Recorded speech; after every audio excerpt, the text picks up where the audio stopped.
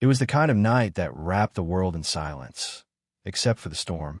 Thunder echoed through the hills like something ancient awakening, and the rain fell with a fury that seemed to wash time itself from the earth. Inside the convent, the sisters prayed as they always did, candles flickering, voices trembling in rhythm. But one voice went quiet. Sister Marguerite had not returned from her evening meditation, and by morning she was simply gone. No tracks in the mud, no broken branches, no signs of struggle, as if the storm had taken her, not just from the grounds, but from memory itself. She was beloved, gentle, devoted, a woman of deep silence, and even deeper faith. Her disappearance sent waves through the cloistered walls and beyond. Search parties scoured the countryside. The local villagers lit lanterns and whispered prayers. But weeks turned into months, and then years. The church, unable to explain or accept the unknown, sealed her room and moved on. Her absence became a ghost that haunted no halls, only hearts. Her name was spoken less and less, as though the mystery, like the storm, had finally passed. But storms don't pass. They wait. Decades later, during a routine renovation of the convent's east wing, a drawer was discovered, one that had not appeared on any blueprint, sealed so tightly into the wall that it had become part of the very foundation. When it was opened, the air turned cold, and inside, wrapped in linen yellowed with age, was a single object, a rosary. But not just any rosary. The one Sister Marguerite had worn every day of her life. The one she was wearing when she vanished. How did it get there? Who sealed the drawer and why? Why was it untouched by time? And what message was hidden in its reappearance? As we step into this story, you'll find that this is not just a tale of disappearance. It's a revelation, a calling back to memory, and perhaps to something that never truly left. Because when faith meets mystery and silence meets truth, what's uncovered is never just an object, but a doorway. And tonight, we open it together. The drawer that held Sister Marguerite's rosary was not hidden in plain sight. It was built into the bones of the convent, behind a layer of plaster that had not been touched in over 40 years. The moment it was pried open, something shifted in the air, subtle but undeniable.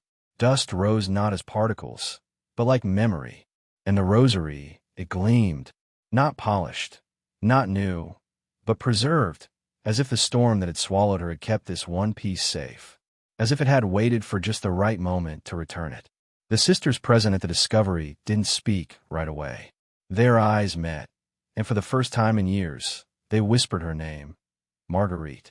One of the elder nuns, Sister Cecilia, fell to her knees. Her hands trembled as she reached for the beads. She had been the last person to see Marguerite before that night, the one who had brought her a cup of tea just before the wind howled and the candles flickered out.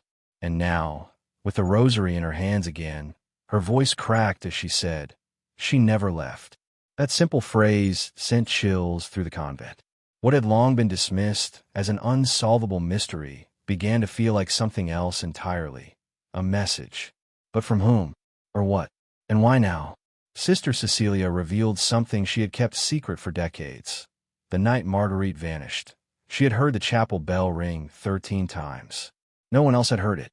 The others were asleep. But that number, 13, had echoed in her dreams every year on the same night. She had never told a soul, until now. As the news spread through the convent, an unspoken tension returned. Some feared what the discovery meant. Others believed it was a sign of grace. But all of them felt something awaken. And not just in memory, in presence. Doors that had remained shut for years began creaking open on their own. Candles flickered without breeze. Footsteps were heard in empty hallways, soft and steady, always stopping at the chapel door. It was as if the convent itself had begun to breathe again. A few days after the drawer was found, Sister Anne, young, skeptical, and newly arrived, began dreaming of a corridor that didn't exist. In her dream, she followed the scent of lilies through a narrow passageway and into a stone room lit by a single candle. There a woman knelt in prayer, her back turned, fingers counting a rosary. When and tried to speak, the woman turned just slightly, and though the face remained hidden, and woke with one word in her mouth, storm. She had never known Marguerite. She had never even read her file. The following morning, and walked the convent in silence, searching for the corridor from her dream. The older sisters watched her carefully. Dreams weren't unusual in the convent. Many considered them part of spiritual life. But Anne's urgency was different. She traced her fingers along the stone walls, paused before every archway, waited in the chapel alone. And just before dawn, she found it. Not the corridor itself, but a seam in the wall behind the sacristy where the stone met a forgotten wooden panel. She pressed her palm to it, and for the briefest moment, she felt warmth, faint like breath against skin. Startled, she stepped back. But the moment had already imprinted itself. She ran to Sister Cecilia, who listened with a look that hovered between fear and recognition. "There was a corridor," Cecilia whispered. "It was sealed after the storm. No one spoke of it again. They said it was unstable, dangerous. I believed them. Until now. That sealed corridor, now hidden behind the sacristy wall, had once led to the oldest part of the convent, where the original chapel had been built 2 centuries prior. It had collapsed partially during the storm, and in the chaos of Marguerite's disappearance, the church had ordered it sealed indefinitely. But with the reappearance of the Rosary and Anne's dreams, the walls between past and present seemed to be thinning. The sisters requested permission to investigate the space, but were denied. The Vatican, alerted to the strange events, had sent a message: "Do not disturb what God has buried." But silence had lost its grip on the convent. That night, the bell rang once, clear and sudden. It hadn't been rung in years, not since it was deemed unstable. Yet every sister heard it, and no one pulled a rope. When they gathered in the chapel, unsure of what to say, they found something even more chilling. A single lily lay at the altar, fresh, fragrant, and wet, as if kissed by rain. The storm that took Marguerite had returned, not with thunder, not with rain, but with memory. It was no longer a question of what had happened to her, but what she had left behind, or what had stayed behind with her. And as Sister Anne lay awake that night, the dream returned. But this time, the woman turned her face fully, eyes closed, mouth moving in prayer, and around her neck, the Rosary, glowing faintly with light that flickered like lightning just beyond the window. Sister Anne awoke before the morning bell, her pulse echoing the rhythm of the storm from her dream. But this time, the sensation wasn't fear, it was a calling. She rose, dressed, and walked back to the sealed panel behind the sacristy, her steps silent, almost reverent. The convent was asleep, but the air was not still. A subtle vibration seemed to pass through the walls, like a hum buried too deep to be heard, but not too deep to be felt. She pressed her fingers to the seam again, and this time, the wood gave slightly, softened perhaps by time, or permission. The panel opened with a reluctant groan, revealing a staircase shrouded in darkness and dust. It descended into silence, and didn't hesitate. With only the light of a taper candle, she moved downward, step by careful step. The air was thick, but not musty, more like air that had been waiting. At the bottom, the corridor stretched ahead, exactly as in her dreams. Crumbling stones, arched ceilings, and at the end a door, wooden, simple, closed. She stood before it, breath shallow. Then came the unmistakable sound, rosary beads brushing against cloth from the other side. When Anne opened the door, the candle flickered violently. Inside was a small room, stone walls, a single bench, a kneeling cushion, and an altar long, untouched. But there was no one there, only the scent of lilies and rain. On the altar lay an old journal, its leather cracked, its pages yellowed. The first entry was written in delicate cursive. "The storm has returned to speak." It was signed, Sister Marguerite, July 12th. The date matched the night she vanished, and brought the journal to the surface, hiding it under her cloak. She didn't tell the others at first. She needed time to understand. That night, alone in her cell, she read the pages one by one. Marguerite had not run. She had not fallen. She had gone willingly, not into danger, but into prayer. The storm, she wrote, had called to her, not with fear, but with clarity. And the voice she followed wasn't imagined. It was real. A presence she called the veil between. She described visions of corridors stretching into sky, of water that spoke, of a rosary that guided her not out, but in. She wrote of a promise, one given in silence, that when the time was right and the convent was ready to see again, she would return, not in body, but in remembrance. "I am not lost," she wrote in the final entry. "I am held. When the drawer opens, so will the memory, and the storm will no longer be feared. It will be followed." And closed the journal with trembling hands. The words didn't feel past tense. They felt alive, like instructions, like prophecy, and decided to reveal the journal to Sister Cecilia, who had grown quiet in recent days. Her gaze often fixed on the chapel's high windows, as if expecting something to arrive from above. When she read the pages, Cecilia wept, not from grief, but from recognition. "She told me once," Cecilia whispered, "that storms aren't meant to destroy. They're meant to reveal what was already cracked." The sisters gathered that evening in the refectory. The journal passed between them. No one denied its truth. Some feared it, others embraced it, but none doubted that Marguerite's words were her own. In the days that followed, strange alignments began to surface. A wooden statue of the Virgin Mary, long thought lost, was discovered in the east wing, behind a wall that had never been moved. Its eyes had water damage, though no leak was ever found.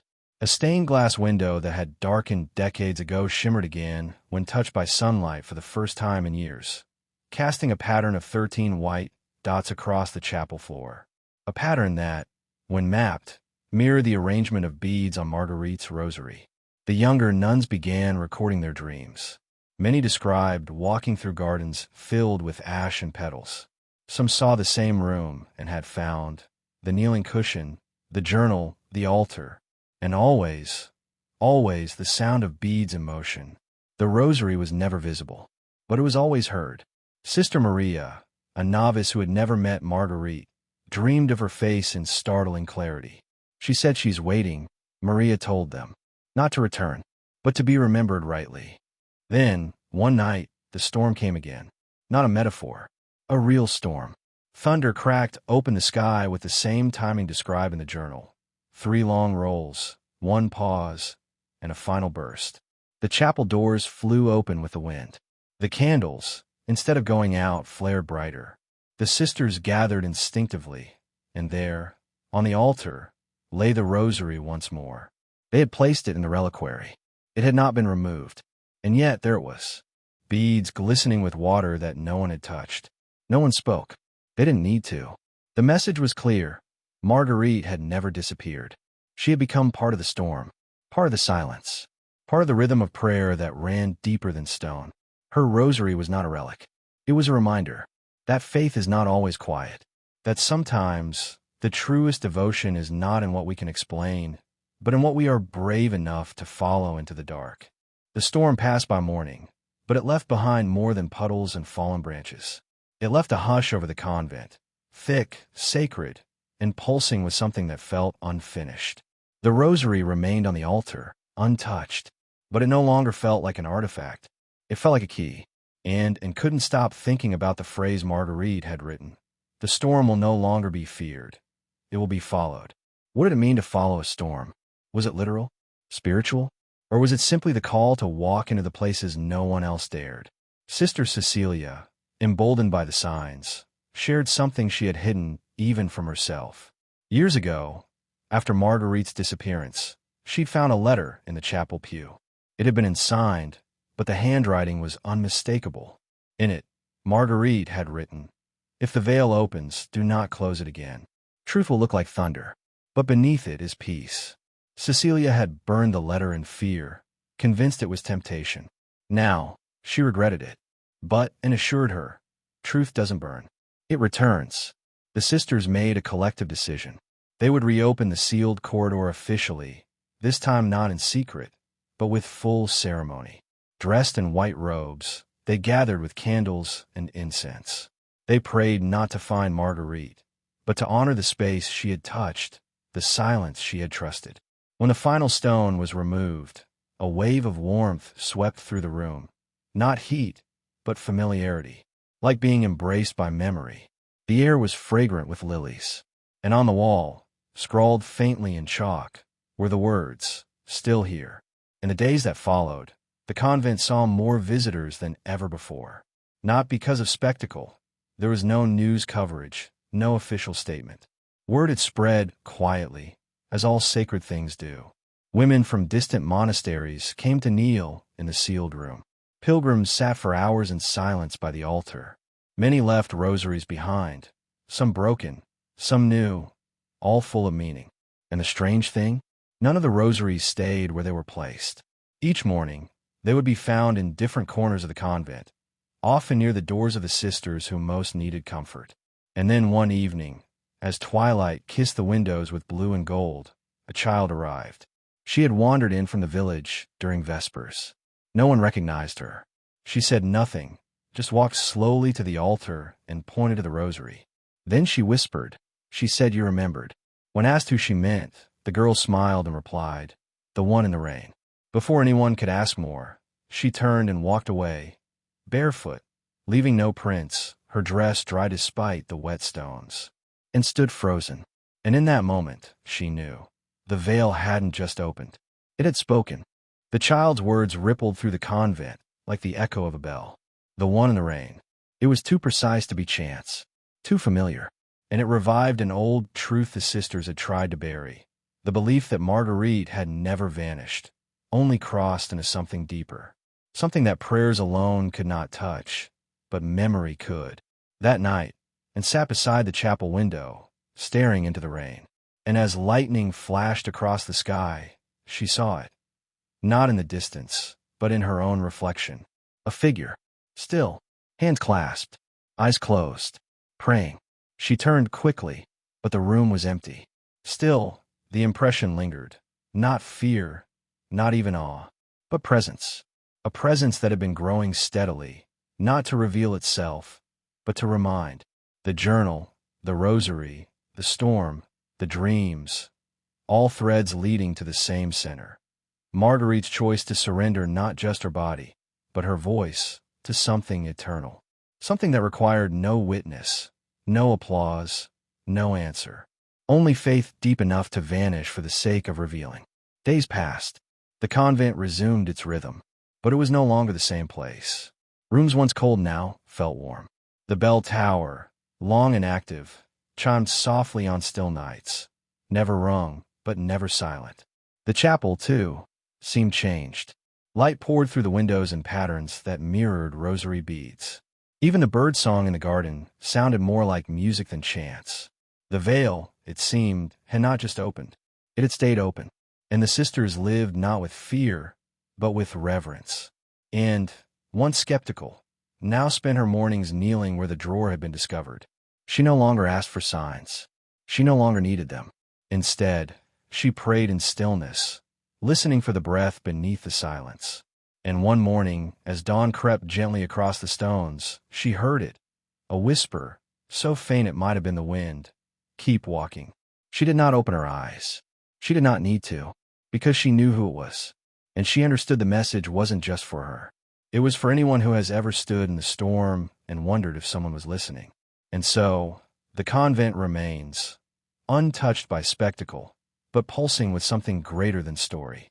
A living memory, a sacred return, where the drawers of time still open, and the rosaries of the lost are found. Where storms are not feared, but followed. Where silence is not absence, but invitation. Where a nun did not disappear, but became the prayer that still walks the hallways when all else has gone quiet. By the time the season turned again, the convent had become more than a place of prayer. It had become a place of remembering, not the kind tied to dates and photographs, but the deeper remembering that lives in the soul. Visitors arrived quietly. They didn't come for miracles, but to sit where silence had once spoken.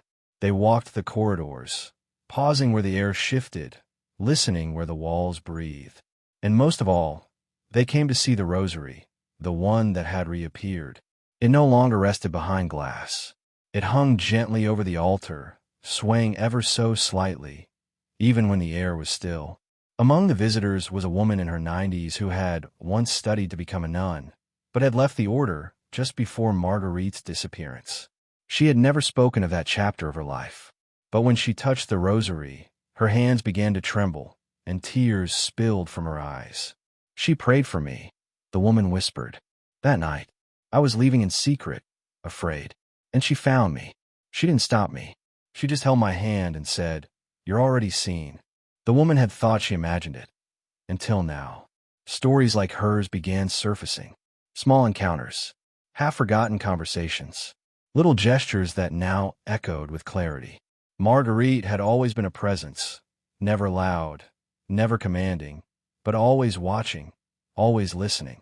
Her life had been a quiet river, carving its way through stone hearts, gently changing those who crossed her path. And now, it was as if the river had risen. The tide of memory had returned, not to haunt, but to complete. One evening, as the sisters sang their final hymn, something unusual happened. The candles in the chapel flickered in perfect rhythm with their voices, as though someone were breathing with them. And then, just for a moment, all of them heard it. A 13th voice. Soft, steady, unmistakable. The song did not falter. No one stopped. But after the final note, they sat in silence for a long time. No one asked who had sung. They all knew. It wasn't Marguerite returning to them. It was them finally catching up to where she had always been. And so, the veil between past and present, seen and unseen, thinned just a little more. The rosary no longer felt like a found object. It felt like a living thread, a bridge between the storm and the stillness, between fear and surrender, between the silence we flee and the silence we're called into. Sister Anne, watching the night sky from her window, wrote just one line in her journal before turning in. She didn't vanish in the storm.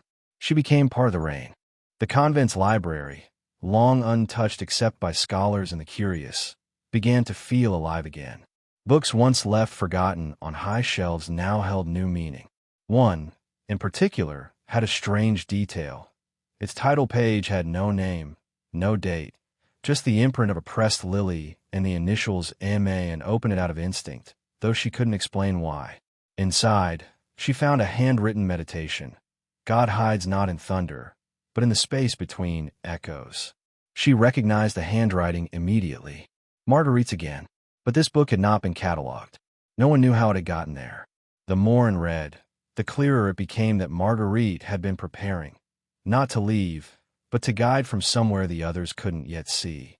The pages were filled with symbols, the shape of water, the spiral of breath, a recurring number, 13.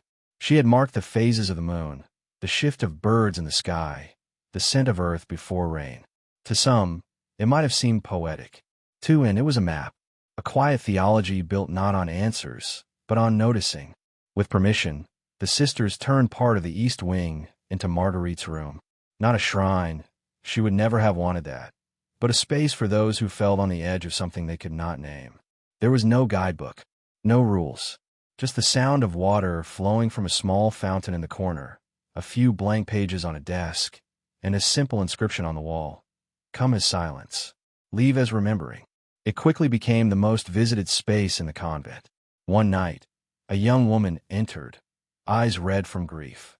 She had lost someone dear and came with no expectation, only exhaustion. She sat in the corner, said nothing, but when she stood to leave, she noticed a white thread wrapped around her wrist. It hadn't been there before.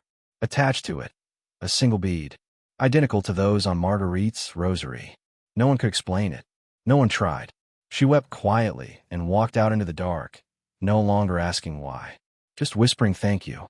As the days passed, the veil between mystery and meaning continued to dissolve, not with grand miracles, but with subtleties. The way footsteps echoed in empty halls like prayers returning. The way storms no longer stirred fear, but anticipation. And most of all, the way every sister now began her day, not with a request, but with a question, what is the storm asking of me? Because they knew now. The drawer didn't open to return what was lost. It opened to reveal what had always been waiting to be seen. Winter arrived, soft and solemn, blanketing the convent in a hush deeper than snow. The silence carried weight, not heavy, but holy. Sister Anne stood often by the window, watching the sky bruise into twilight earlier each day, listening not for thunder, but for memory. The room where Marguerite's journal had been found had since become a place of nightly reflection. Not for ritual, just presence. The sisters would sit together, wrapped in shawls, listening to the crackle of candlelight and the occasional sound of beads brushing gently against wood. One evening, as Sister Cecilia prepared to leave the chapel, she saw something she had long buried in memory. Etched faintly into the stone beneath the altar, barely visible in the shifting candlelight, were 13 tiny crosses in a spiral, weathered, worn, but unmistakably intentional. She knelt and traced them with her fingers, the cold stone familiar against her skin. "She was trying to leave a trail," Cecilia whispered. "She wasn't leaving us, she was leading us." And in that moment, she felt something she hadn't in years. Marguerite's presence beside her, not as memory, but as movement. Sister, and began cross-referencing the journal's entries with convent records. The days Marguerite described storms always aligned with peculiar occurrences in the archives. A broken chalice found standing upright, a statue weeping not tears, but condensation like breath, a young girl claiming she saw a nun made of mist by the garden. These had all been dismissed, forgotten. Now, they were becoming coordinates, and began pinning notes on a board in the library, following the dates and the symbols, each one forming a pattern not yet complete. But one thing was clear: Marguerite had known. She had seen the storm long before it arrived. Then came the morning when the chapel bell rang twice before sunrise. No one had pulled a rope, and the doors had remained shut. Yet every sister awoke with the same dream, walking alone through the rain, only to find Marguerite standing at the edge of the forest, facing the wind, rosary in hand. She said nothing, but she smiled, a soft, patient smile, the kind that says, "I know where you're going. I've been there already." It was no longer about her return. It was about their readiness to follow. That day, a new entry appeared in the final pages of the journal. No one had written it. The ink was still drying. The script was different, older, thinner. It said only, "When the last echo becomes a beginning, the door will open again. This time, you must not be afraid to step through." The page trembled in Sister N's hands. She looked up, heart pounding, not with fear, but with the quiet terror of truth, the kind that doesn't demand belief. It only waits for your yes. The sisters began preparing, not for an event, but for a crossing. They didn't know what form it would take. There were no instructions, only the feeling that the convent had shifted from shelter to threshold. Visitors began arriving again, drawn by something they couldn't name. One woman described it best: "It feels like standing on the edge of a memory that's trying to remember you back." They came with journals, feathers, dried flowers, and one by one, they sat in Marguerite's room, not to ask questions, but to let themselves be asked. Sister Cecilia, the oldest now, spent her mornings at the altar, weaving rosary beads from twine and rain-dampened wood. She didn't say why. She just smiled when asked. "For those who choose to walk forward," she would say. The convent halls began to smell like lavender and old earth.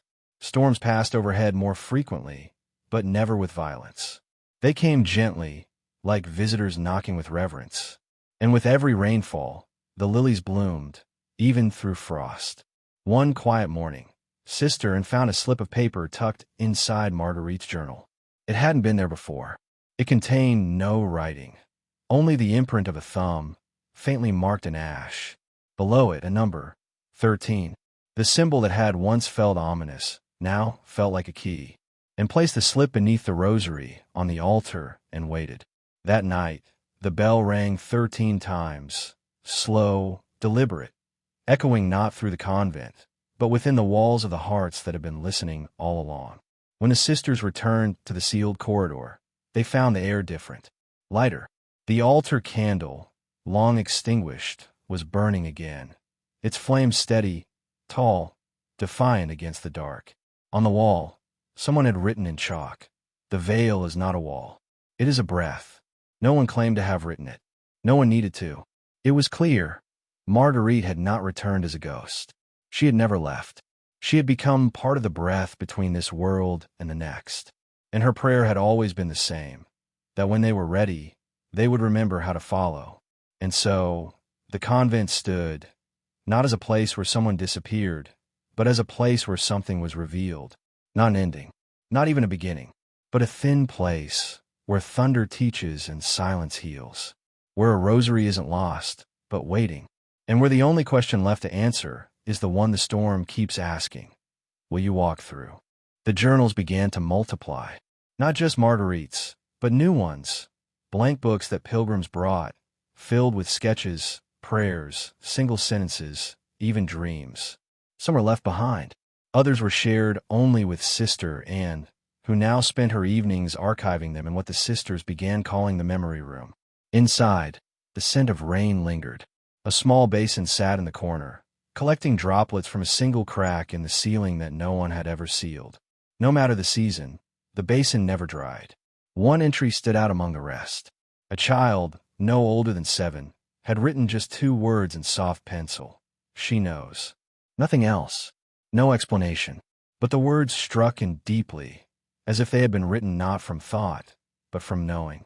The Rosary had become something of a compass, always present, always unchanging, but somehow always different to each person who touched it. Some felt grief melt in its weight. Others heard laughter. Some saw faces they hadn't remembered in years. Then, during a quiet afternoon, a stone was discovered beneath the chapel floor during minor repairs. Embedded in its center was a carving. 2 figures, hand in hand, walking beneath an arch of rain. Around them, 13 drops etched like tears or stars. And underneath, in Latin, Et non eris sola, and you shall not be alone. It was Marguerite's final message, not just to the sisters, but to all who would come searching for what cannot be named. Not because it is hidden, but because it lives in the space just beyond naming. The sisters placed the stone beneath the altar, not to be worshipped, but to be remembered. They lit a candle above it every night, and when it burned low, they let the wax drip onto the floor, leaving behind small white trails, paths, reminders, prayers without words. And always, the storm returned. Not in thunder, not in fear, but in the rhythm of rain tapping the windows, calling gently, faithfully, like a knock on the heart. And so, the convent's story continued, not as a chapter closed, but as one still being written, not in grand declarations, but in the soft rustle of pages turned by hands trembling not from doubt, but from awe. Because now, they understood, Marguerite had never disappeared. She had only crossed. And in doing so, she taught them all what it means to follow a storm and find God in the silence it leaves behind. Spring returned to the convent with quiet ceremony. The first lilies bloomed by the stone wall, just beneath the chapel's east window, exactly where Sister Marguerite had once been seen walking on the eve of her disappearance. No one had planted them, yet they returned each year, always on the same day, always in silence. The sisters no longer questioned it. They simply knelt beside them, touching the petals as if they were pages in a holy book, each one whispering something only the soul could hear.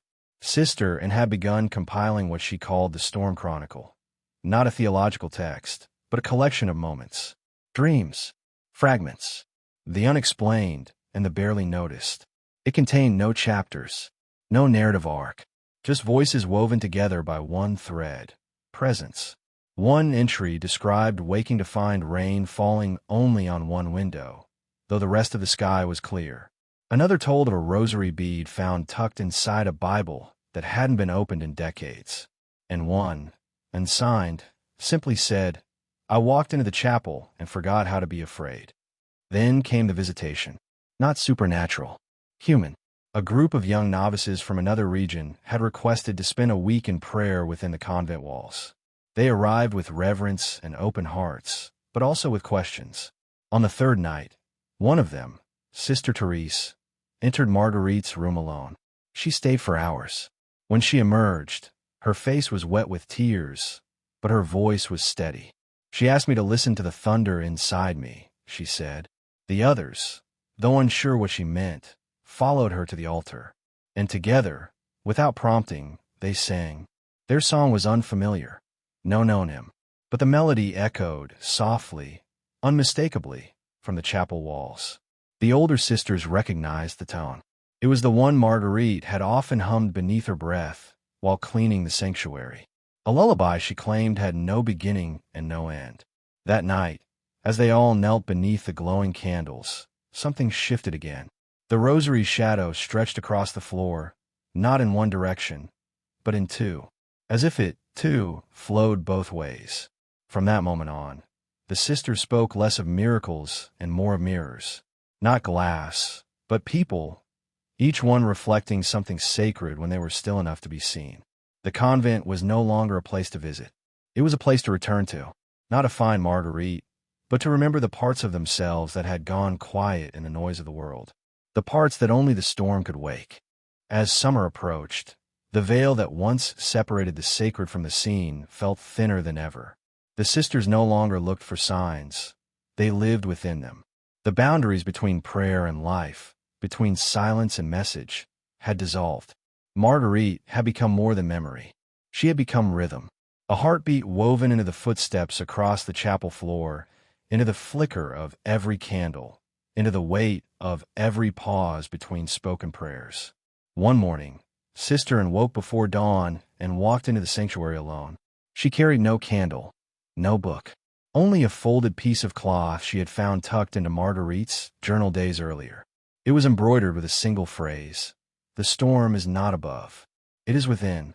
She laid it on the altar, placed the rosary beside it, and knelt. The wind picked up, though no window was open. The sound of rain, gentle and persistent, began tapping, not on the roof, but from deep below the floorboards, as if the earth remembered too. Later that evening, an elderly priest arrived at the convent unannounced. He had served in the area over 50 years ago and was now nearing the end of his life. He walked with difficulty, but insisted on visiting Marguerite's room alone. When he emerged, he was silent for a long time. Finally, he looked to Sister Cecilia and said, "She forgave me." No one asked for details. He wept quietly in the garden until the sun set, and when he left, he pressed a folded note into Anne's hand. It read, "She saw me when I couldn't see myself. I've spent a lifetime trying to deserve it." The sisters held a vigil that night, not for mourning, but for memory. They lit 13 candles around the chapel, placed the rosary in the center, and sat in stillness. For hours, no one spoke, but as the final candle burned low, a sound began, a soft rain, even though the sky outside was clear.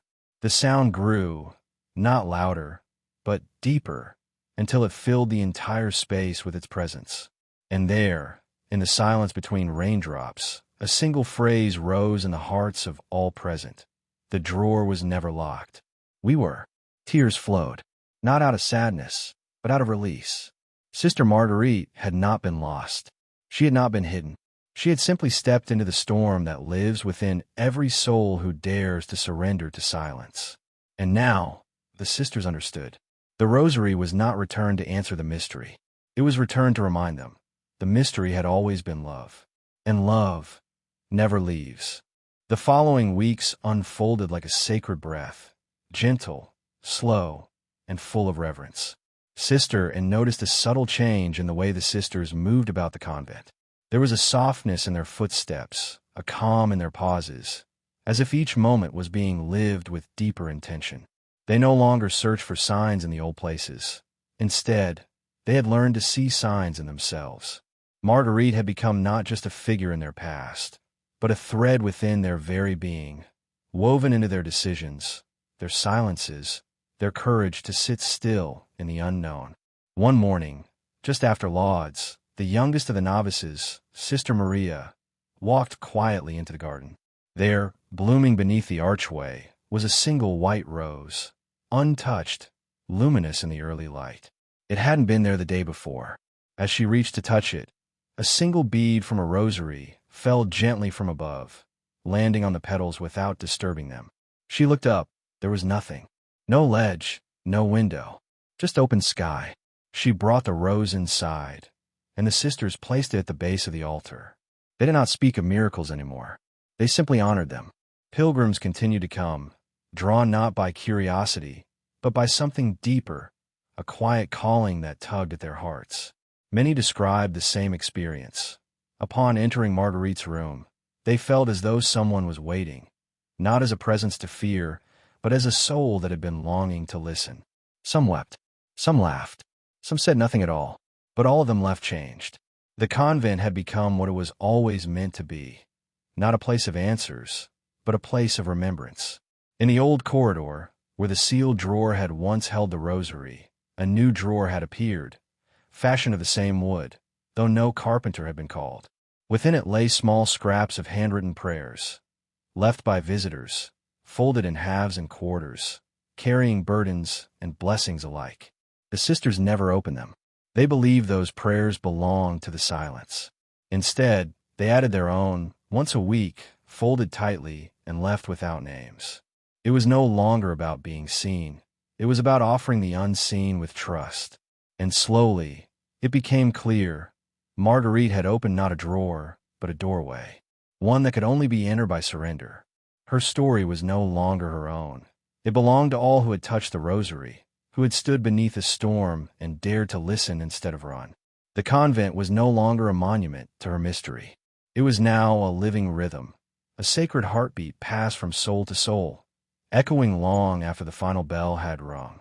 With the arrival of autumn, the convent's grounds transformed into a canvas of gold, copper, and fading crimson. Leaves danced in the wind like small benedictions, brushing across windows and settling into corners like forgotten whispers. The sisters welcomed the season as they always had, with stillness, with prayer, with open hands. But this year, something felt different. The air carried more than chill. It carried presence, a nearness, as if Marguerite walked just a step behind each of them, no longer separated by time, but moving with them, within them. One day, Sister Cecilia, now fragile in body but unwavering in spirit, requested to visit the garden alone. She sat by the lilies, eyes closed, breathing in the fading warmth. When Sister came to bring her inside, she found the elder smiling, hands folded, lips gently moving. She wasn't speaking aloud, but something was being said. Later that evening, Cecilia wrote in her journal, "The storm is not punishment. It is preparation. And once you've walked through it, you realize you were always being led home." The page remained open on her desk from that night on. A week later, Cecilia passed peacefully in her sleep. No thunder marked her departure. No visions. Just a gentle rain that began as the bell rang at dawn, lasting until dusk. The sisters did not weep as they had in years past. They sang, not a song of mourning, but of welcome. They placed Marguerite's rosary around Cecilia's hands, believing, not in symbolism, but in continuity, as if Marguerite had come to guide her the rest of the way. And in doing so, reminded them all that the storm was not something to fear, it was the veil being pulled back once more. In the days that followed, a new novice arrived. Her name was Clara. Quiet, wide-eyed, gentle with her words. She carried with her a small pouch she refused to open until the first night of prayer. When she did, she pulled from an old, weathered rosary, nearly identical to Marguerite's. "It belonged to my great-aunt," she whispered. "They said she vanished in a storm years ago. But I don't think she vanished. I think she was found." The sisters listened, still as stone. And then, slowly they smiled. And so the rhythm continued. Through the changing seasons, through the arrival of new voices and the departure of familiar ones. The story of Sister Marguerite was no longer just a memory. It had become a path, not to be walked in search of answers, but to be followed in faith. For somewhere beyond the storm, beyond the veil, beyond the silence, a rosary waits, glowing softly in the dark. A sign that love still lingers. A whisper that says, "You're not alone." As the days shortened and shadows lengthened, the convent entered a season of inward turning. The sisters moved gently through Advent, not as a countdown, but as a deepening. Each candle lit on the wreath was a breath, a step further into the quiet. In the small chapel, a strange thing happened on the first Sunday.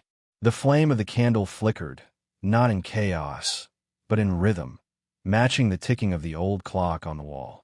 A heartbeat, measured, steady, alive. That night, Sister dreamed of Marguerite for the first time, not as a vision, but as a memory she'd never lived. In a dream, Marguerite was standing at the shore of a vast, still lake. She held the rosary in both hands and dropped it into the water.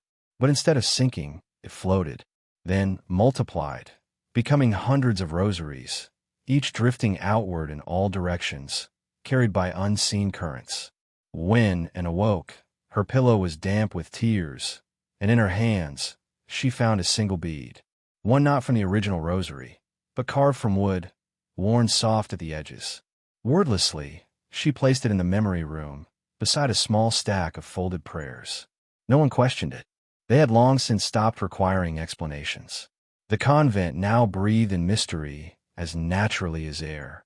And with each breath, they welcomed more visitors. Not only those who came seeking miracles, but those who came simply to remember how to listen. The world outside grew louder, faster, more demanding. But within the convent walls, time moved like rain, steady, sacred, and slow. Clara, the new novice, began keeping her own journal. Unlike the others, hers had no dates, no order, just pieces of a song, phrases, images, lines that came to her while washing linens or walking beneath the archways. One page held only this: "I think storms speak in water, and the soul answers in silence." Another read, "She did not disappear. She dissolved into prayer." The sisters began to read her entries aloud during evening reflection. Her words, though young, carried the weight of someone who had touched the storm herself, and returned, not broken, but reshaped. And one morning, just before Epiphany, a parcel arrived at the convent gate. No name, no return address. Inside was a weathered photograph of Marguerite, never before seen, standing in the very garden where the lilies still bloomed. But something was different. In her hand, she held not her own rosary, but another, larger, heavier. And behind her, carved faintly into the stone arch, were 3 words that had never been there before: "Still with you." The photo was placed beneath glass and hung in the hallway that led to Marguerite's room. Pilgrims paused before it, some lingering for minutes, others for hours. It wasn't just the image, it was the presence. Something about her eyes in that photograph. They weren't looking at the camera. They were looking beyond it, as if she already knew who would come, as if she was still waiting, not for someone to find her, but for someone to recognize that they were already found. On Candlemas, during a rare snowfall, Sister and gathered the sisters before dawn for silent prayer in the chapel. As the sun rose, light filtered through the stained glass window and landed directly on the rosary. The beads glistened, not with brilliance, but with tenderness. And for the briefest moment, each sister heard something different. A name, a word, a memory, a promise. They didn't speak afterward. They didn't need to. Some mysteries are not meant to be explained, only shared. That afternoon, Clara placed a new entry in the memory room. It read, "I used to think the drawer was sealed from the outside. Now I see. It was waiting to be opened from within." Below her handwriting, someone, no one knew who, had added, and when it didn't just release the past. It welcomed the future. It was signed with only an M. Whether Marguerite or another soul who had walked through the storm, no one could say. But the handwriting was unmistakably different, older, wiser, familiar. As winter began to loosen its grip, the sisters felt no urgency to move forward. They had learned that the sacred is not found in rushing, but in remaining. They lingered in the mystery, like one lingers in the final note of a song. And slowly, they began preparing a new space, a small chapel beside the garden, built not of stone, but of reclaimed wood and memory. Its altar would hold no cross, only a single candle, always lit, and beside it the drawer, still open, always open. And so, the story unfolded still, not with drama, but with depth. A nun who vanished in a storm, a rosary found decades later, and a convent transformed into something more than sacred. A place where storms do not destroy, but reveal, where silence does not mean absence, but presence, and where love, once given freely, never disappears. It simply waits, quiet, constant, and whole, until we are ready to return. Spring's arrival that year was unlike any the sisters could remember. The wind, though brisk, carried warmth. The sunlight lingered just a bit longer across the garden walls. And for the first time in decades, the doors to the convent remained open from dawn to dusk. They weren't opened out of invitation, but out of trust. Something had shifted. The convent was no longer a place tucked away from the world. It had become a passage between it and something beyond. not an escape from life, but a return to its truest depth. Pilgrims began leaving more than just prayers. They left tokens, rings, letters, dried flowers, even broken keys, things they no longer needed to carry, things they wanted to offer as testimony. The drawer, once the silent keeper of Marguerite's Rosary, had now become a living archive of release. Every few weeks, the sisters would gather at sunset, remove the contents with care, and bury them in the garden beneath the lilies, not as relics, but as roots, each one feeding the quiet miracle blooming above. One afternoon, Clara asked Sister and what she believed truly happened to Marguerite on that stormy night so many years ago, and didn't answer right away. She looked out the window, watching two doves settle on the chapel roof. Then she spoke, gently. I think she walked into the storm because she trusted it, because she wasn't trying to escape the world. She was trying to meet it where it hurts most, in the unknown, in the dark, in the silence. Clara said nothing, but her eyes glistened, and in that moment, another piece of the story quietly settled into place. That evening, they lit 13 candles around the open drawer, one for each sister who had entered and never returned in the same way.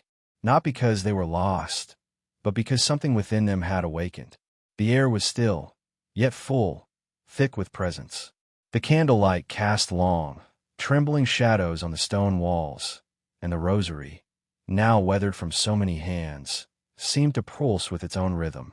As the flames flickered, a soft breeze moved through the chapel, though no window was ajar. And then, a voice, gentle, unmistakably kind, rose not from the doorway, not from behind, but from within the silence itself. The storm was never to take me. It was to return me. No one turned to look. No one needed to. They knew, not by sight, but by stillness. Sister Marguerite was never gone. She had become the space where fear dissolved, where silence spoke, where prayer took form not in words, but in presence. And in that presence, they all stood together, whole. The new chapel was completed in early summer. Its design was simple, yet every beam and stone seemed to hum with memory. The centerpiece wasn't grand. It was a small table, carved from the wood of the original drawer, now placed at its center. Atop it, a single candle burned beside the rosary, now permanently encased in glass but untouched by time. Around it, the sisters had written words in over a dozen languages, etched softly into the walls. Listen, return, trust, surrender, remember. Visitors came not in waves, but as a quiet stream. Some stayed for minutes, others for days. All left lighter. There was no formal liturgy, no schedule, only silence, reflection, and a gentle welcome that asked nothing but presence. The chapel had no locks, no rules, only a single inscription above its doorway. There is no storm that love does not pass through. It was not signed, but everyone knew whose voice it carried. Clara, now fully professed, took on the quiet role of guardian of the chapel. She never preached. She simply stayed, watered the lilies, wrote new entries in the memory room, and when asked what had drawn her to this place, she would only smile and say, I didn't come here to find her. I came here to find the part of myself that already knew her. In her presence, the younger novices learned that holiness was not about knowing everything. It was about being willing to feel everything deeply. On the 50th anniversary of Marguerite's disappearance, a soft gathering took place. There were no speeches, no hymns, just a moment of collective breath, taken in silence by every sister and every guest present. As the sun dipped behind the convent, the rosary caught the last beam of light and shimmered, not brightly, but warmly, as if to say, you are here, you always have been, and you are enough. And so, the story closed, not with finality, but with a breath. Sister Marguerite had not vanished into a storm. She had stepped into it with grace. And, through her courage, she became more than a name. She became a space, a sanctuary, a whisper that would live forever in the stillest places of the heart, where silence is not emptiness, where storms are not to be feared, and where love always, always returns. Years passed, and the story of the vanished nun became less of a mystery and more of a living tradition. no longer confined to whispers or speculation. Sister Marguerite's presence was spoken of openly, not as folklore, but as witness. The convent had become a place where people came not to solve what had happened, but to be changed by it. They didn't seek to unravel the past. They came to learn how to carry it with reverence, to understand that some truths speak not through facts, but through feeling. Children who had once come holding their parents' hands now returned as adults, still drawn to the serenity of the chapel. Some brought their own children. Others brought ashes, letters, or names written on slips of cloth. They didn't explain why. They simply entered, paused, and left something of themselves behind.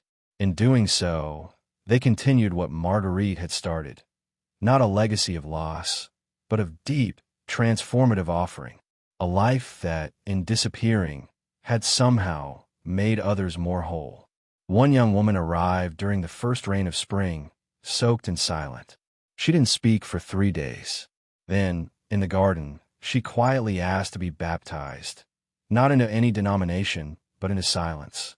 The sisters gathered at the fountain, and without question, poured water over her hands. She wept, not in sorrow, but in relief.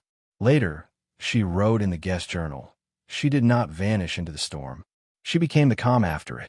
Her words were later added to the chapel wall in gold leaf. Sister Clara, now in her later years, often sat near the chapel window with her journal. She no longer wrote in it daily. Instead, she waited until something moved within her, a feeling, a name, a scent of lilies on the breeze. One morning, she penned just 5 words. She taught us how to stay. And underneath it, she pressed a single bead from a rosary, one that had fallen loose after years of prayer. No one dared glue it back. It was meant to be released, just like Marguerite. And though Sister had grown too weak to join the younger sisters in their daily walks, she never missed the evening silence. They wheeled her to the garden, beneath the same arch where the white rose had first appeared. On her final evening, as twilight settled, she looked up and whispered, "I see her." Not with fear, not with confusion, but with joy, as if a friend she'd been waiting for had finally stepped from behind the veil. When she passed later that night, no candle was extinguished. Instead, one more was lit. After Sister Anne's passing, the sisters began a new custom. For every soul who passed through the convent, sister or visitor, lost or found, they planted a single lily in the garden. Each flower represented a story, a silence, a surrender. And over time, the garden flourished into something wild, untamed, beautiful. There were no names, no markers, just a field of white that swayed with every breeze. And at its center, a small plaque that read, "We are never truly gone. We become what stays." One quiet morning, a man arrived with trembling hands. He held an envelope worn at the corners, addressed only to Sister Marguerite. He had found it in his late mother's belongings. Inside was a photo of a nun with a gentle smile and a note that read, "She saved me, not by speaking but by staying." The sisters did not ask questions. They accepted the envelope, placed it in the drawer, and offered the man tea. He stayed the entire day, walking the grounds with tears that no longer needed to explain themselves. That night, thunder rolled distantly across the hills, but no rain came. The sky cracked open in light, then quieted. In the chapel, the candle beside the rosary flickered wildly and then steadied. Clara, now keeper of the drawer, whispered a prayer she hadn't spoken in decades. Not a request, not a lament, but a thank you. Not to someone who had vanished, but to someone who had taught the world what it meant to remain through the unseen, the unanswered, the unresolved. And so the drawer remained, not as a relic, but as a breathing altar of all that couldn't be held by words alone. Some placed photos. Others placed nothing at all, just their fingertips, gently brushing the edge before turning to leave. It was enough. The act of acknowledgement. The sacred pause. The breath between heartbreak and healing. It was all that Marguerite ever asked, that we stop long enough to feel the storm and listen for what still whispers beneath it. Decades from now, her name may fade from records. Her story may twist and take on new shapes. But in that chapel, in that drawer, in the breath of lilies and the silence between prayers, she will remain, not as a ghost, not as a myth, but as a reminder, soft, enduring, holy, that some of the most powerful presences are the ones we cannot see, yet never stop feeling. The seasons moved forward as they always do, but the rhythm of life within the convent slowed even further, as though the very walls had learned to breathe in time with something eternal. The younger sisters began referring to the garden and chapel not by their formal names, but simply as her space, not out of superstition, but out of reverence. It was understood that no matter who led the prayer, watered the lilies, or greeted the guests, it was Marguerite who had made it possible, not by being present in body, but by remaining in spirit where it mattered most. Pilgrims no longer came seeking answers. They came seeking quiet, peace, that kind of peace that doesn't fix the world, but makes it bearable. Some brought their wounds. Others brought their dead. All left feeling less alone. There was a bench beneath the elder tree near the chapel, worn smooth by visitors who had sat for hours in silence. On the wood, someone had carved, barely visible, "If you're looking for her, she's already beside you." No one claimed the words, but many claimed them in their hearts. One summer evening, a young boy wandered into the garden, having strayed from a nearby festival. The sisters found him kneeling beside the lilies, holding his hand over his chest. When asked what he was doing, he said, "I can hear someone praying." They told him the chapel was empty, but he insisted, not praying with words, praying like wind, like water. The sisters smiled softly, knowing exactly what he meant. Some voices live beyond the ear. They are heard only by those still tender enough to listen. Inside the chapel, a new addition was made, a second candle, placed opposite the first, not as replacement, but as echo. The flame was never meant to be singular. The mystery of Marguerite's presence was no longer hers alone. Every life touched by the storm she once entered had become a new flame, a new silence, a new drawer being opened in some distant heart. Her legacy no longer rested in remembrance. It rested in replication. She had taught others how to remain.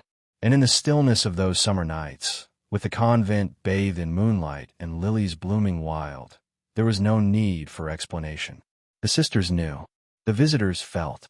And the earth, having once held her story in secret, now whispered it freely through the rustling trees, the shifting shadows, and the rosary that gleamed ever so softly beneath its glass. A presence not of endings, but of continuations, of storms that opened things, rather than closed them. As the 50th year since the rosary's discovery approached, the convent quietly prepared, not a celebration, but a vigil. A night of candles, silence, and open doors. No fanfare, no press, just a welcome to anyone who had ever been touched by her story. They came by the dozens, some with journals, others with questions, many with nothing but quiet hearts. And as the sun sank below the hills, the sisters lit 50 candles, each one placed along the path from the gate to the chapel, forming a trail of flickering light through the darkness. One elderly woman, walking with difficulty, paused at every candle. She whispered a name at each one, names of people she had lost, forgiven, remembered. When she reached the chapel steps, she touched the doorframe and whispered, "She helped me do this." Inside, the drawer had been left slightly open, its edges polished smooth by years of reverent touch. And beside it lay something new, a folded piece of parchment, handwritten in simple, elegant script. No signature, just the words, "You have come far enough. Rest." Throughout the night, people arrived in silence. Some wept, some smiled, some stood motionless for long moments, as if hearing something they couldn't name. A few placed items in the drawer. Others knelt beside it with empty hands, as if to say, "I brought nothing, but I leave different." The sisters moved quietly among them, offering tea, blankets, and gentle presents. It was not a service. It was not even a ceremony. It was something older than both. It was a returning. By dawn, the candles had melted into puddles of wax, their flames long faded. But the light remained, in the eyes of those leaving, in the stillness of the morning air, in the way the birds did not sing loudly, but softly, as if honoring something that didn't require volume to be known. Clara, now the eldest, walked the garden path alone one last time. She stopped at the original spot where the white rose had first bloomed and placed her hand on the earth. She never needed to come back, she whispered. She just needed us to understand. And so, the story did not end. It simply became part of something larger, woven into the quiet spaces between storms, the prayers said without sound, and the drawers we all carry inside, waiting for the moment when we are brave enough to open them. The years that followed were marked not by grand events, but by gentle continuities, like the tide, steady and faithful. The convent became known across distant towns and countries not for the mystery it once held, but for the peace it offered. Scholars came, hoping to document what had happened. But they often left with notebooks mostly empty, their pens forgotten in the face of something that asked not to be studied, but felt. They came seeking facts and departed having touched the sacred. Some visitors began referring to the drawer simply as the heart. It made sense. So many had poured into it what they could no longer hold. Grief, gratitude, questions, silence. One man left a single feather inside, along with a note that read, "She brought me home." No one ever asked for meaning. That was the miracle of the place. Your burden didn't need to be explained to be honored. You didn't need to speak in order to be heard. That was Marguerite's gift, still echoing through the quiet. The garden grew unruly, gloriously so. Lilies tangled with ivy. Roses sprouted without pattern. No one trimmed them with precision anymore. The sisters let them choose their path. One day, a young novice stood in the middle of the wild blooms and said, "It looks like a storm bloomed here." Sister Clara smiled through tears. That's exactly what it is. What had once been feared, a storm, a disappearance, a loss, had blossomed into a place of renewal. It wasn't the end. It was the beginning of something softer, stronger. A visitor once asked if Sister Marguerite was ever officially declared saint. Clara replied gently, "No, but she doesn't need a title to be holy. She made holiness reachable." And that was the truth that pulsed through every part of the convent. Holiness was not distant or dramatic. It was the quiet courage to remain when everything tells you to flee. It was holding your silence like a lantern. It was trusting that love, no matter how hidden, leaves traces. And so, the story kept growing, threaded not through books or sermons, but through the hands that lit candles, the feet that walked barefoot through morning dew, and the hearts that paused long enough to remember. Marguerite had vanished, yes, but only in the way a seed disappears before the bloom. She had never left. She had only gone deeper. And through her, they had all learned how to stay. One winter evening, as snow gently covered the chapel roof, a young woman arrived with nothing but a suitcase and a broken necklace. She had lost someone. Who? She didn't say. She stayed for weeks without speaking much. She swept the chapel floors. She watered the lilies with gloved hands. She spent hours sitting beside the drawer. And one morning, she opened it softly, placed her broken necklace inside, and whispered, "You understand."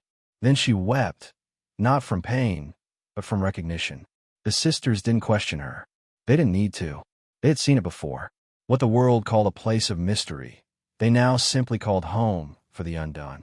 A refuge for those whose pieces no longer fit anywhere else, until they did. Through silence, through stillness, through stories that didn't need to be told in full to be believed. Every visitor, every offering, every quiet tear became another chapter of Marguerite's story, carried forward by those she never met, but somehow always knew. Inside the chapel, the candles burned with greater clarity during the coldest months. No one knew why. Some said it was the still air. Others believed it was Marguerite herself, reminding them, even in winter, light finds a way. A child once asked if she could write Marguerite a letter. The sisters gave her paper and let her place it in the drawer. Later that evening, they found it opened, with the paper still inside, except one word was underlined in pencil: love. None of the sisters claimed to have touched it.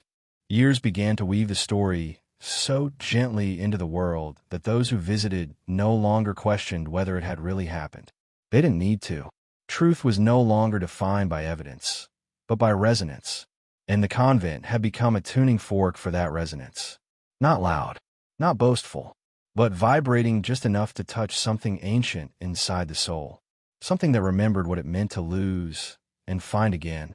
And though Sister Clara had grown too fragile to walk the gardens, she was often seen resting near the window, her hands folded, her breath soft and sure. One evening, a novice asked her if she ever regretted devoting her life to a woman she never really met. Clara smiled and replied, "Oh, child, I met her every time I chose to stay." And with that, the legacy of Marguerite breathed once more, through the snow, the silence, and the ever-burning light. As the world outside the convent changed, cities swelling, silence shrinking, storms becoming louder and harder, the chapel and its garden remained untouched by time, not because they resisted it, but because they had learned to welcome it differently. Time, here, was not something to beat or fear.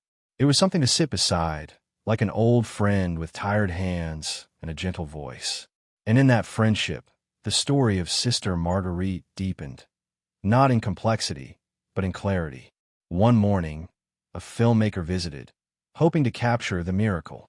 She arrived with cameras, lights, a crew ready to uncover the hidden truth behind the Rosary, the drawer, the vanishing. But after 2 days, she stopped filming. Her crew packed up, and she remained alone. When asked why she abandoned the project, she replied, "Some things aren't meant to be captured. They're meant to be carried." Before she left, she placed a single lens cap in the drawer. No one asked what it meant. They didn't need to. Word continued to spread, not through headlines or news segments, but through whispers between friends, letters written by trembling hands, and stories passed down hospital bedsides, train stations, kitchens. People didn't talk about Marguerite like a mystery anymore. They spoke of her like a song, one that had no chorus, only verses written by those who needed to find their way back from something broken. She had become less a person and more presence. The garden now bore plants that no one had planted, wild herbs, tiny blue blossoms, vines that curled around the bench like they belonged there all along. A botanist who came to study them left puzzled, saying, "Some of these don't grow in this region, or this climate." The sisters simply nodded. "They grow in this story," one replied, because that was the truth. Nature had learned to listen. Even the earth had bent toward her memory, refusing to let her disappear. One evening, as the sun turned the sky into watercolor, the drawer refused to close. No matter how softly or carefully the sisters tried, it remained ajar by a finger's width. So they left it that way. A visitor said, "Maybe it's because someone else is still coming." And Sister Amelia whispered, "Or maybe she's telling us she never left." That night, no one locked the chapel doors. They stayed open, just wide enough to welcome someone, seen or unseen, who knew how to find their way in the dark. A decade later, a young boy arrived with his grandfather. The old man walked slowly, leaning on a carved cane. He had fought in wars, survived great loss, but he came not for answers, only to sit in silence. The boy, curious and lively, asked the sisters a million questions. Did she have wings? Did the drawer open by itself? Did the rosary glow in the dark? They smiled at every question, never saying no. Instead, Sister Amelia said, she had something better than wings. She had roots. That night, the boy placed a drawing inside the drawer. It was crumpled and smudged, a child's rendering of a woman with stars for eyes and flowers for hands. "That's her," he said with certainty. No one corrected him, and when they checked later, the paper had been folded perfectly, as if by an unseen hand, and tucked beneath the rosary beads. The boy's grandfather wept softly when he saw it, not for the drawing, but because he realized something. The story would never end. It would only keep being retold through new eyes. Years passed, and the convent welcomed generations, not just of sisters, but of seekers. The chapel became less of a destination and more of a pause in life's winding path. People didn't come to be fixed. They came to be felt. And Marguerite's presence, her vanishing, her silence, her return through a single rosary, taught them that being felt was sometimes more healing than being understood. Her lesson lived not in doctrine, but in the sacred art of simply staying. Sister Clara passed peacefully, her journal placed at her feet. The last entry read, "She taught us how to listen for what has no voice." And in that silence we found everything. Her passing wasn't marked with mourning, but with music. The chapel bells rang at dawn and dusk for a week. Visitors came not to grieve, but to thank. to sit where Clara once sat, to leave their own silences behind, folded like prayers in the drawer that still waited, open, steady, eternal.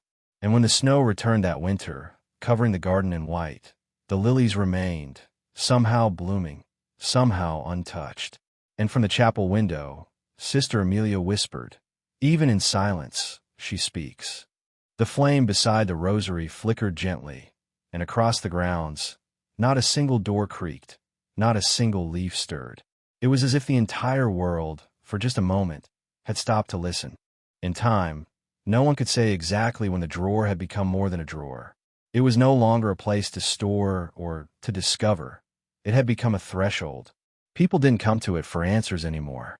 They came to it with presence, with breath, with the desire to be still long enough to hear what they had been running from. It wasn't about Marguerite alone. It was about what she had left behind. Not her rosary, not a miracle, but a space where wounds could become wings. One spring morning, a young novice sat beside the drawer and asked a question aloud, not to anyone in particular. "What if I disappear too?" And Sister Amelia, now the eldest, leaned close and replied, "Then may you disappear like her, and be found in others." That was what Marguerite had become, a mirror held up to every soul brave enough to lose something in order to become more whole. Her story no longer began with her vanishing. It began every time someone arrived broken and left breathing.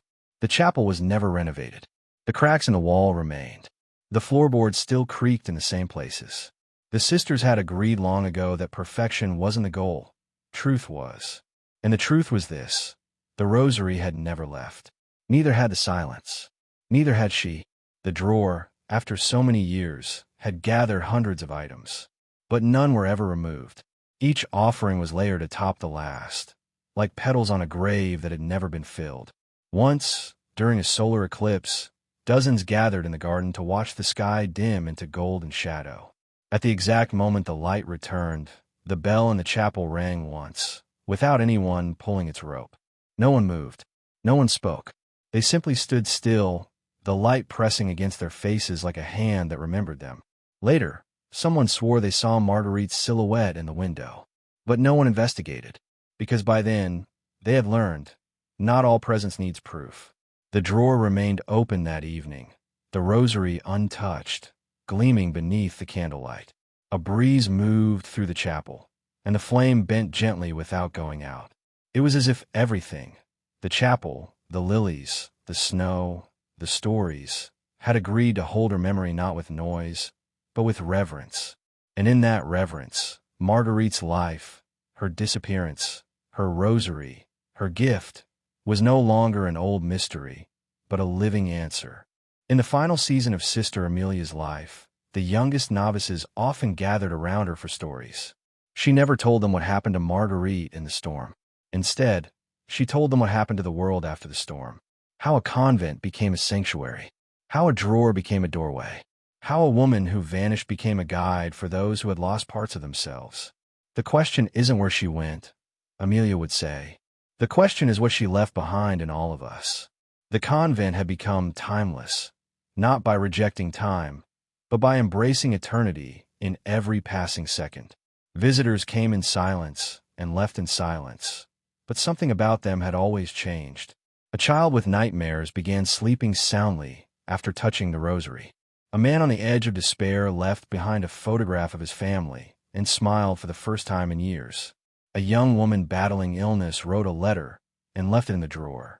Years later, she returned healthy, with a child, and whispered, "I never stopped hearing her pray." When Sister Amelia passed, she did so with her hand resting lightly on the chapel pew, her eyes turned toward the open drawer. A smile remained on her face, not frozen, but warm, like someone seeing the person they'd waited for all their life.